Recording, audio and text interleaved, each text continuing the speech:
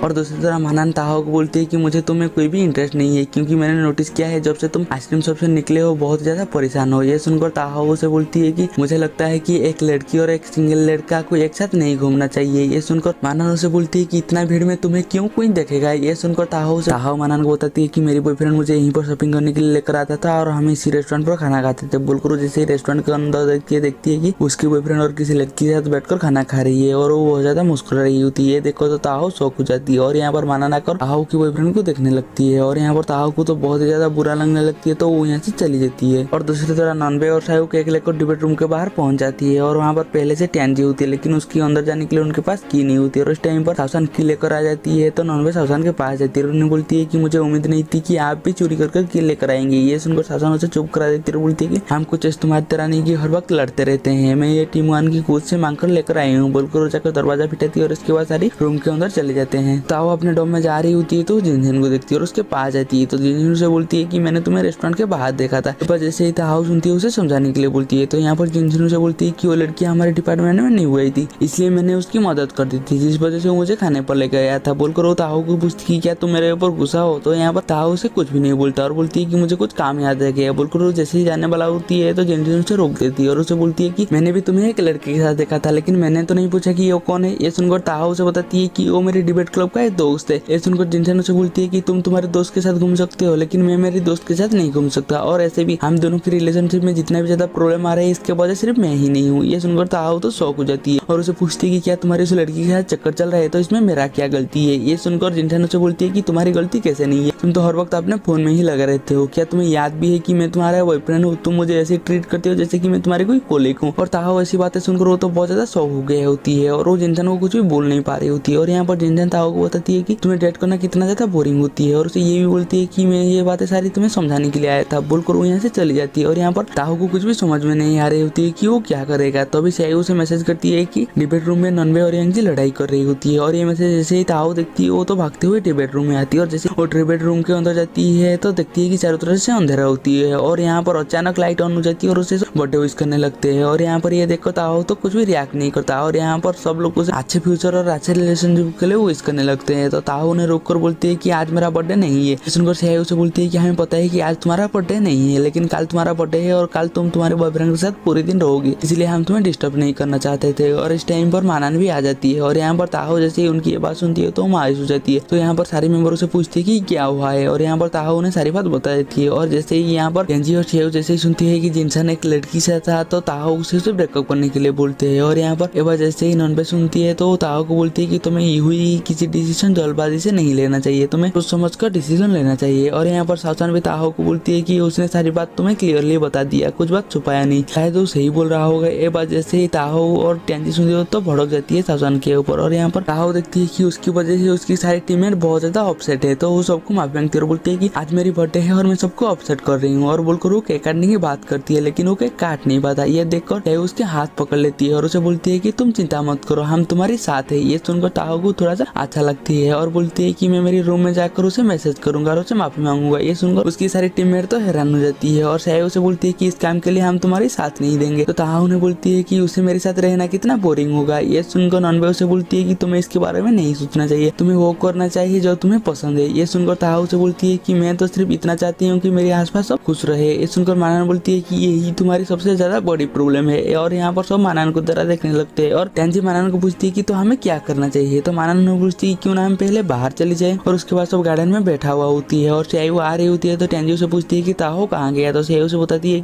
उसे अकेला रहना था इसलिए वो डम चली गई। और इसके बाद वो बैठ जाती है और बोलती है कि क्यों ना हम इस लड़के को सबक सिखाए। और यहाँ पर टेंजी भी उसका साथ देने लगती है। तो नॉनवे उसे बोलती है कि तुम्हें नहीं लगता कि तुम लाइन क्रॉस कर रहे हो। ये सुनकर चाय बोलती है कि एक अच्छे दोस्त एक दूसरे के लिए लाइन क्रॉस करते हैं। और यहाँ पर टेंजी भी उसका साथ देती है। तो यहाँ पर नॉनवे मानान की तरह दिखती है और यहाँ पर मानान बोलती है कि वो सही बोल रही है, एक अच्छे दोस्त एक दूसरे के लिए लाइन क्रॉस करते हैं, लेकिन यहाँ पर तो ताहो में ही प्रॉब्लम है, इसीलिए हमें पहले ताहो की प्रॉब्लम को सॉल्व करना चाहिए। ये सुनकर नॉनवे उसे बोलती है कि हम तो इस काम पर फेल हो गए थे। तो यहाँ पर मानान उसे बोलती है कि मुझे तुम लोगों से ज्यादा खुद के ऊपर यकीन है। और उन्हें बताती है कि ताहो की बेसिकली दो प्रॉब्लम है। पहली प्रॉब्लम ये है कि उसे दूसरों को खुश रखने का गंदी आदत है और उससे ना बोलना नहीं आता। और दूसरी प्रॉब्लम ये है कि वो ह्यूमन नेचर की बिल्कुल उल्टा करती है, उसे सामने वाला की प्रॉब्लम खुद से ज्यादा बड़ा लगती है। और उसका मानना यही है कि अगर वो सामने वाला की बात नहीं मानेगा तो उन दोनों का रिश्ता बहुत ज्यादा खतरनाक हो जाएगा। और ऐसे स्मार्टनेस मानान का देखकर नॉनवे उसे पूछती कि तुम इतना स्मार्ट हो तो तुम्हें ग्रेजुएशन करने में इतना डर क्यों लग रहा है। ये सुनकर साई उसे चुप करा देती है। तो यहाँ पर साई मानान के पूछती कि तो हमें क्या करना चाहिए। तो यहाँ पर मानान उसे बोलती कि बेसिक है, असल में ताहो प्राइमरी स्कूल तक कोई भी दोस्त नहीं बना पाया था, इसीलिए उसकी मन में ये डर है कि वो सामने वाला का बात नहीं मानेगा तो उन दोनों का रिश्ता खराब हो जाएगा। इसलिए हमें ताहो को पहले ये बताना होगा कि हम उसके साथ हमेशा खड़ा है। ये सुनकर नॉनवे उसे बोलती कि हम शुरू कहाँ से करेंगे। तो मानान उसे बोलती है कि मैंने तुम्हें पहले ही बताया था, उससे पहले ना बोलना आना चाहिए। ये सुनकर नॉनवे बोलती है कि हम तो इस काम पर फेल हो गए थे। ये सुनकर मानान खड़ा होती है और बोलती है कि क्योंकि अब तक मैंने ट्राई नहीं किया था। बोलकर वो अपना शूज पहनती है और यहाँ से चली जाती है। और उसकी सारी टीममेट तो उसे देखने ही लगते हैं। और अगले दिन ताहो के सामने सब खड़े हुए होते हैं। और यहाँ पर मानान ताहो को बोलती है कि अगर तुम ऐसे ही सबका काम करते रहोगे तो एक दिन थक जाओगे, लेकिन तुम्हें जिस काम को अभी करने का मन नहीं होगा तो तुम इस पर को बोलोगे मुझे इस बात पर एग्री नहीं है। और यहाँ पर जैसे ही कुछ बोलते हैं तो यहाँ पर ताहो बहुत ज्यादा कंफ्यूज हो जाती है और बोलती है कि क्यों ना हम इसे आहिस्ता आहिस्ता करेंगे। तो यहाँ पर सब उसे सुनने लगते हैं। तो ताहो यहाँ पर बहुत ज्यादा नर्वस हो जाती है। तो मानान उसे समझाने लगती है कि तुम्हें खुद के लिए खड़ा होना होगा। ये सुनकर ताहो कुछ सोचने लगती है और बोलती है कि मुझे एग्री नहीं है। और यहाँ पर जैसे ही ताहो पहली बार एग्री नहीं है बोलती है, उसे तो बहुत ज्यादा अच्छा लगने लगती है और वो सबके सामने पहली बार दिल से मुस्कुराती है। और उसके बाद ताहो और मानान अपने यूनिवर्सिटी काम पर बैठा हुआ होती है। और यहाँ पर वही लड़की कुछ बहाने से ताहो को फिर से काम दे देती है। और यहाँ पर ताहो ना चाहते हुए भी उसे मना नहीं कर पाती और काम ले लेती है। और यहाँ पर ये बातें मानान समझ जाती है और वो ताहो को एक कहानी सुनाती है जहाँ पर कि दो किसान थे,